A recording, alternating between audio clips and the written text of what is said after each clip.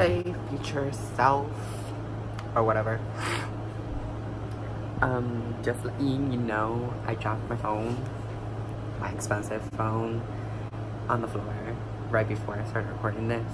I don't know if you can hear me or not, but today we are going to have, I'm just gonna let you know what the books I set for my goal, and then I'm just gonna, maybe later in the year, I will look at this video or the videos I make throughout the year and see what my progress is. So, let's get started. Currently, I am in chapter 19 of The Woman in the Dune. And it's all good, it's a book. There are some parts that I don't understand what's happening or where they are right now. I'm in the part where he tied, spoiler alert, he tied the woman, I guess they're in like a shack, and there's like a rope ladder type of thing. I don't know why, like if to go down or up. So I'm so confused why there's a rope ladder. So like, are they at the bottom of a dune, or are they like at the top or a building or something? I don't know. It doesn't specify anything. Anyway, so that's it about that book. It's been going well. I like it. I want to know what happens to him and the woman, if he gets out or not. Like, I was at work and I was reading it. He was like, I'll be the first man to get out of this, whatever. And I was like, psych. So, on to the next book I want to read.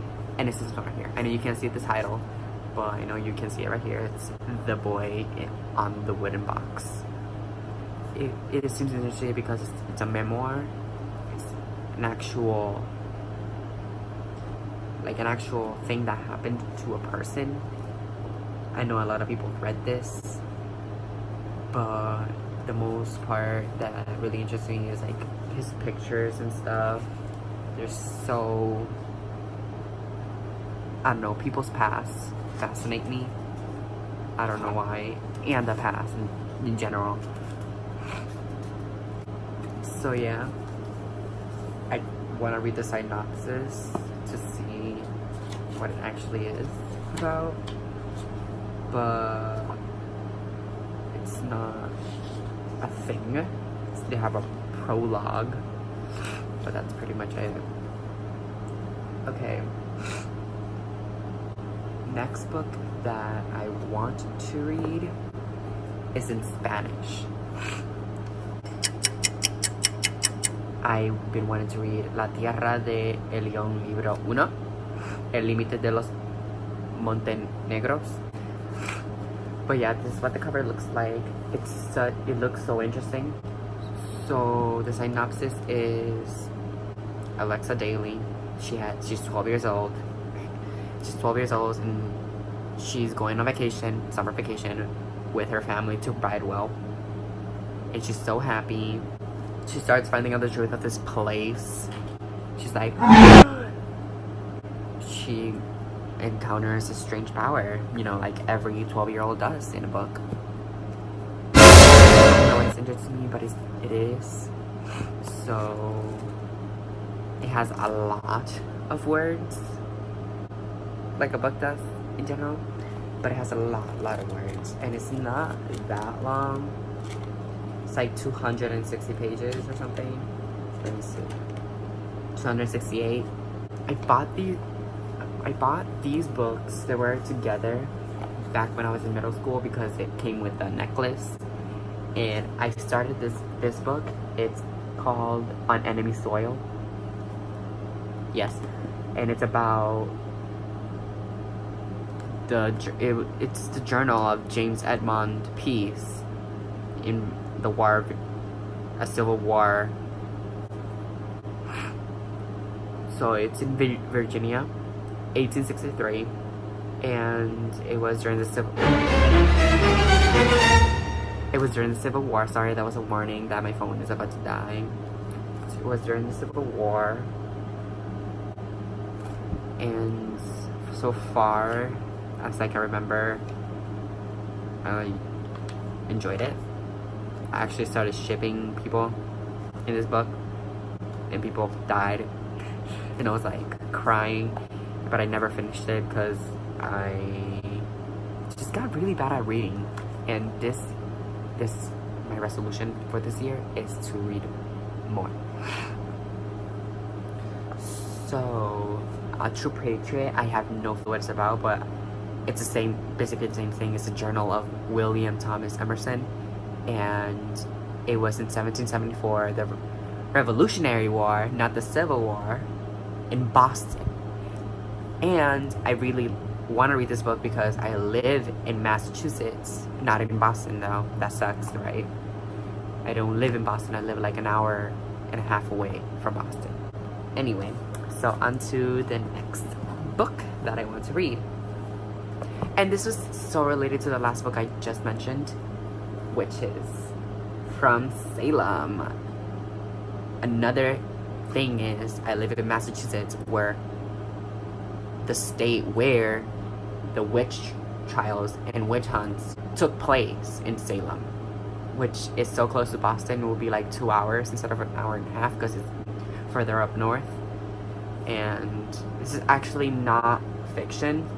I want to learn more about the witch trials, and I really like the art style of the illustrations. Also, I love witches and witch shows and stuff. Another book that I got here, actually during my 4th grade, when I got here, the book is Slake's Limbo. So, I don't know if you heard of this book, but as you can see right here, it says he hid out for 121 days. So technically, I believe, I haven't read their synopsis. Okay, here it is. Aramis Lake, at the age of 13, took his fear and misfortune and hid them underground. The thing is, he had to go with them. So, technically, he is hiding underground in a subway. I don't know why, but I do remember, I think a kid got run over or something. I don't know, we'll find out. I'm gonna make another of these at the point where I get to this book. We'll find out what happens. Okay, all of his books are stolen. Anyway, another book that I got from middle school, most likely, I think I found it, is Captain Nobody. The point of this book is that his name is Chris. This guy's right here. And his brother fell into a coma. He's a football player, so he fell into a coma. And that's not Chris. He goes into a coma, Chris, the football player. And then Newt, that's it. That's this guy's name, Newt. I don't know how to explain it. It's just that he really wants to, like, be a hero type, kind of, because his brother is in a coma. Next book is The Year of the Dog. I think it's interesting because I guess it's like really relatable for teenagers, because as it says here, it's a Chinese year of the dog, when Pacey's mom tells her that this is a good year for friend, family, and finding herself. Pacey begins searching right away. So this has to deal with a lot of teenagers finding themselves and who they are, and which I can relate with so much. I can relate with it. You know, throughout all of high school, I've missed a bunch of days and finding myself has not been easy, and I'm pretty sure that is still happening right now, and I can't do anything about it.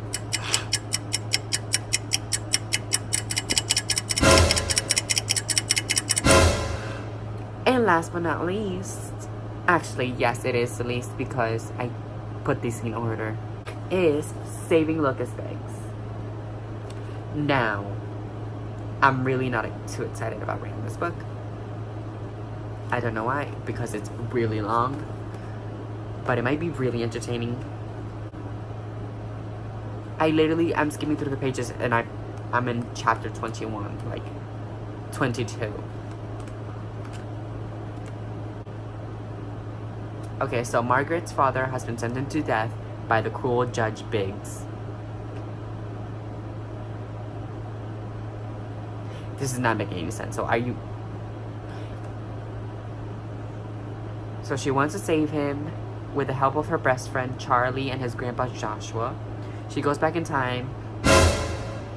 I'm way too interested in this book now. It's about time traveling to prevent the change of events that turned a young Lucas Biggs into a corrupt, jaded man. Oh my god. I just found out this book is the best thing ever. I actually have never read the back of it. And now I'm so interested. I love paradoxes and time traveling and chaos theory and the butterfly effect. It all fascinates me. If that stuff is happening or not, nobody knows. But there is a Mandela effect, which I could be skeptical a little bit because it could be like our brains fucking up. But it also could be time traveling. No one can prove it, period. That's my whole discussion. Anyway. So that was all for today. I couldn't show you The Woman in the Dunes because it's on my phone. It's on the Kindle app. It's not. Obviously, as I mentioned before, I live in Massachusetts. So, anyway, so that was all. And I will see you when I see you next, when I have my book club meeting